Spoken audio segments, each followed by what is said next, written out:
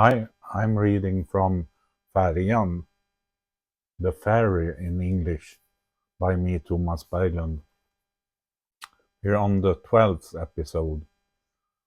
My son Oscar seems to sleep well. He falls asleep in the evening and he sleeps through the night. Of course, he loves his computer and his headphones, his mouse and his keyboard, but he has no problem sleeping, as far as I know. That makes me think that he might be able to manage without getting bipolar disorder. Um, it would be absolutely fantastic if he escaped the same fate that has been befallen me. I have a fairly powerful illness, potent, you might say. I go really high in mood and then I fall really down, low. I get really dizzy when I get sick, both when I go up and when I go down. One of my best friends, Mats, who now lives down in Stockholm, he had an amazing ability to sleep well. He could sleep very deeply and a lot when we were teenagers. I could stay up at night and play some game, and he just slept and slept. He still has that ability. We talked to each other the other day, and he said that he needed help with his sleep once. It was when his wife was very sick and he had difficulty sleeping because of it. Then he had received help if it was with falling asleep. We haven't talked about that before, but it was a shorter period in his life. It had worked very well. I believe that anyone who has trouble sleeping can do anything to make it all work. It's like you gain a life wisdom. You understand something more about the whole reality. It's neither black nor white nor grey, not anymore. It places new and strange demands on life. You may need silence and peace and quiet to get a good night's sleep, but it doesn't just happen by itself. In any case, it's almost like an allergic reaction. The system irritates itself. It doesn't matter how tired I am. It's like it's going into reverse. And then it just gets harder and harder to relax and let go of life. Sleep is fundamental. It is fundamental. It is one of the single most important activities that we can do. When sleep works, everything else usually works by itself. It is as if the body can regulate itself if it can sleep. I had problems when I was 18. When then I was given the opportunity to take 1 to 3 tablets of 5 milligram nusinon, and then there has been talk of Terralane in recent years, and so it has been able to work in some combination with neuroleptics. Neuroleptics usually make you relax. Lithium helped me a lot. It kind of takes a grip on the whole bipolar disorder.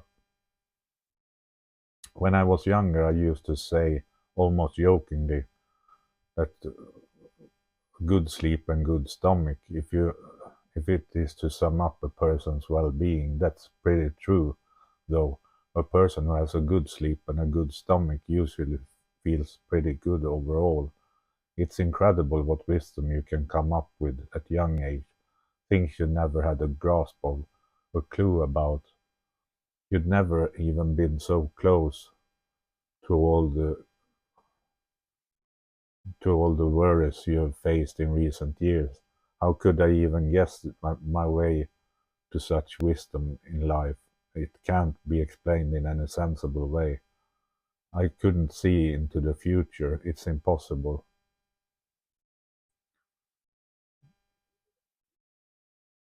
New chapter, the medicine. Pharmacy, get the dose rolls plus the other medicine. Darkness come, darkness came. Pharmacy every other Monday afternoon or evening. Always Monday afternoon or Tuesday day. On Tuesday the current rolls out, so I'm kind of up against the wall. I have just enough. Just enough. I would like to have a few days of those rolls in the car so that I could take the car where I want and still be able to live and sleep where I am. What's the problem? What's causing me not to have it that way? I rarely go out and drive these days. There were times when Oscar was a child at Grandma and Grandpa. My doctor doesn't want to prescribe too much medication. It should ideally be one tablet less each day. That would have been good. But it works quite well with the dosing rollers. I open and pour out on the sink, collect it and swallow it with a glass of water. I don't have to count or think about whether I've taken the medication or not. Everything just fits. It becomes a part of a machine that just keeps moving forward. When the time comes, the advice comes. Well, with the dosing rollers, I don't have to make any active decisions. I just have to take my drink, and then 12 hours pass, and then it's time to take the next mixture. It's now February 2023. February 2020 was the last time I was hospitalized.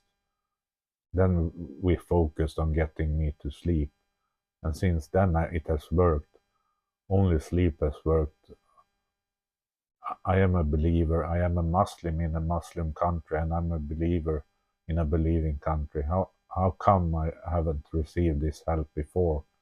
Now someone thinks I'm a bit sedated, smoothed out, flattened, and they might think, right, I could have danced the tango or come up with something else exciting. Instead, I just lie down and sleep. Table of medications. At 8 a.m., 1 Inderal 40 milligrams for tremors, 2 clomipramine 25 milligrams, antidepressant, 1 Levaxine 25 microgram, metabolism, 1 lithiionate 42 milligrams, stabilizing. At 8 p.m., 2 alimemazine 20 milligrams, anxiety medication, 2 lithiionate 42 milligrams, stabilizing. 2 quetiapine depot 300 milligrams, neuroleptics. 3 melatonin 5 milligrams, sleeping medicine. At 10 p.m., 3 heminevrine 300 milligrams, sleeping medicine. 2 Imovan 7.5 milligram, sleep aid. 2 levomeprazine 25 milligram, neuroleptics. You can say a lot to this compote of medicine, but it's a quite dulling. It makes me tired. Maybe more tired than I should be. Or maybe that's how it is. You get tired and dulled by the medicine, and so to some extent I notice it. I like to lie in bed and catch up. I don't have the energy left for much else. If you ease the pressure and reduce the medicine, I would probably start moving more, but then I risk tipping over into mania. Wouldn't it be nice to have a little mania? It was so long ago, 3 whole years ago. What am I afraid of? It wouldn't be that dangerous, surely not. It often starts with a little smile and turns into a grin, a little laugh that makes your whole body tingle. A laugh here and a laugh there, little signals come. Now we have started to pick up the pace. It feels really good, looking good, yeah. Toot toot, here I come. It spreads to the whole body, and then it bounces back. I didn't know how that you could do it this way. Test me, I'm hard as steel, stronger than strong. I win every competition. I take everything apart in molecules. I'm the law. There's no one bigger than me. There's no one on earth. No one in the sky. It can't be done. You can't. I know I shouldn't do it, but I'm saving old medicine. Medicine that's left over. It's not a lot, but it means I can put some medicine in the car and take it with me if I need to sleep in an unplanned place. Isn't that right? Shouldn't you be able to visit family and friends without having to go home to the night? I rarely sleep over when anywhere these days, so the benefit of these extra bags can be difficult to assess, but the medicine shouldn't end up in the wrong hands. If I think it's time to hand in the medicine to the pharmacy, I do it. With apple dose, there won't be any mountains. I think few people understand the importance of medication.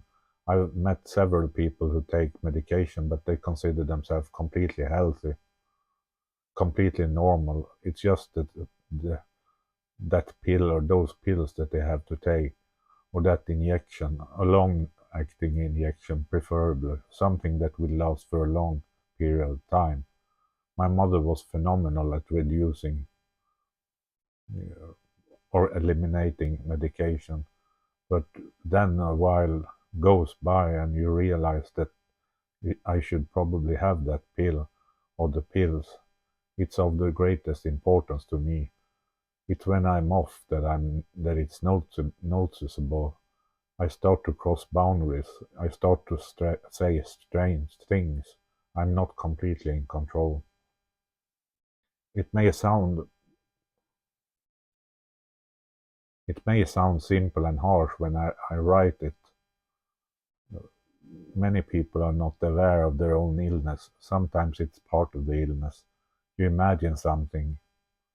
When it comes to Johannes, he seems to quite wise and understanding of his medication. He accepts the medication that he is offered. When it comes to Jan Håkan, it's not obvious. Jan Håkan gets a depot injection Isorinol every other week. Reluctantly, it seems. He has said that the police usually have to come and get him if he fails to come for an injection. But I would not want to have the side effects that Jan Håkan has. He's very tense and stiff and shaky, but he's good at playing chess.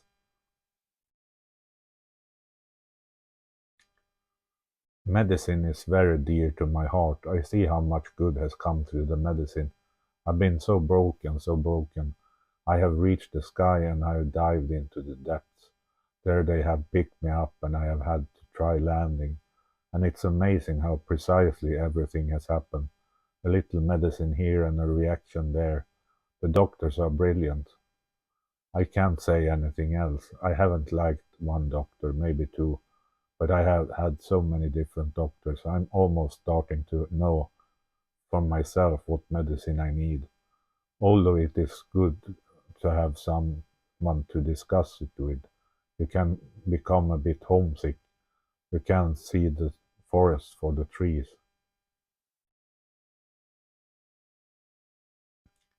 Food and drink and medicines. For me, this thing about medicine has its own place. You could say that I think medicine is just as important as food or drink.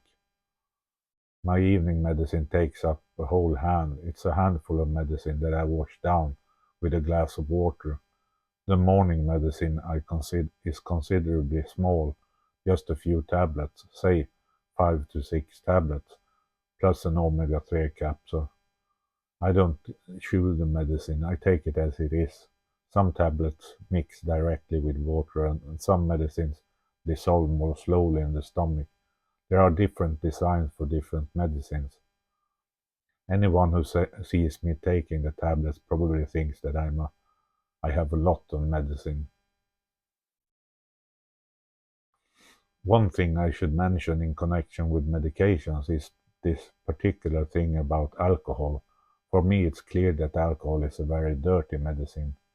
You get a lot of positive qualities when it comes to alcohol, but then there are a whole bunch of negative qualities. My experiences are that the medicine and alcohol mix with each other and completely new combinations arise. I tend to become more relaxed. The tremors tend to disappear. I'm not as hesitant when it comes to doing different things. It is like you become a little more one with the present. Breathe in and breathe out again. When I've taken a lot of medication as an adult, it's taken up to 3 days after a party before the medication has worn off and started working properly again. I can have a very increased anxiety and worry the first few days after drinking alcohol. For me, it's not worth it.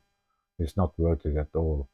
It's impossible to joke around or conjure it away in any way. It just cuts through my whole life. I remember how the after effects could be when I didn't take any medication to speak of, and this condition, though, was much worse. It was the alcohol, and the remains of the alcohol, the next day, squared or cubed. New chapter, south side. Suddenly we are on the ferry, and it's a bit like being in a car wash or in an elevator, that you don't notice when the ferry is on its way. It's because it maintains such a steady speed.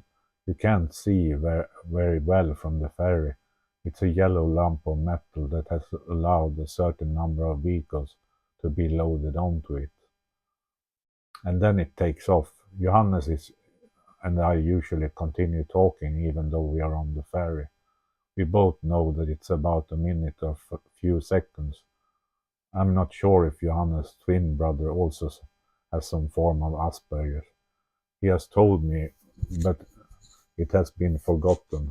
However, he and Henrik became alone quite early. Both mom and dad died relatively young. So the boys have had to try to fend for themselves, and then we talk. I understand that there is no one like Henrik who knows Johannes more in life. Henrik is his closest person, but Johannes is still building his own life with his own friends, with me, for example. I have never spoken to Henrik. The boys are very similar to each other. Johannes has put on a few kilos, but Henrik is a copy of Johannes, or vice versa. Henrik came to Max Hamburger restaurant to eat. I was there with the chess gang, and it was like seeing a copy of Johannes. But of course, he didn't know who I was. It was a special situation. If there had been a bridge, it wouldn't have felt the same. Now you have to wait for the ferry to arrive before you can drive on it. Load the car, then you have to wait while the ferry moves from the northern ferry pier to the southern one, and then you can roll off. It's a procedure in the whole thing. You simply have to adapt to the ferry and its journey across the river. There's not much more you can do. You can't rush or push. The ferry has its own things to do before you can go over to the southern ferry pier. Of course, a lot of it is about safety. You have to stand in the right place with the car. Then the ferry approaches the southern ferry pier. It deposits the metal against the stones. The gates open and it's time to drive off the ferry. It would have been perfect to have a kiosk or gas station there. Then I would have stopped and bought a soft drink every time we crossed the southern side. Here there are houses. The northern shore is more deserted. We have reached Sikfors and the southern ferry pier. The ferry will load passengers going to the northern side, and we continue our journey. We drive northwest towards Älvsbyn again. There are many nice houses and farms on the way. It would have been a nice place to stay, here and there, absolutely very nice. We still have something to talk about, but I wonder what it is. Some of it could be that we know some mutual friends, some who have been in prison at the same time, and someone we get to know from the employment. I only have employment Monday plus Wednesday. Johannes is in a different place, but he is Wednesday, Thursday, and Friday, so he has more employment than I have. And there really is nothing strange about that. It's just the way it is right now. Something that we usually talk about is what Johannes watches on TV. He's completely fascinated by anime, and then a series called 600 Lobs Life. Johannes must have watched it on rotation. He always watches that series. Now, however, Johannes has really started playing the computer game World of Warcraft.